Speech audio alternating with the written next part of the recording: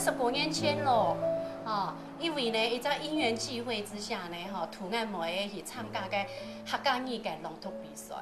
所以呢，我妹得奖咧，也有信心嘅，我也知道讲，我是一个客家人。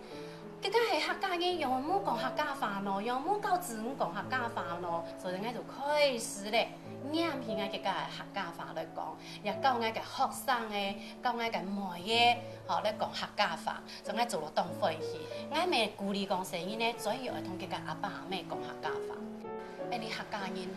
讲实在啦，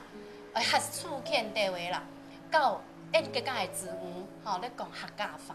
阿公阿婆、摊地阿爸阿妹、几家人、3代人、4代人来讲，呢个客家话就会传染下去。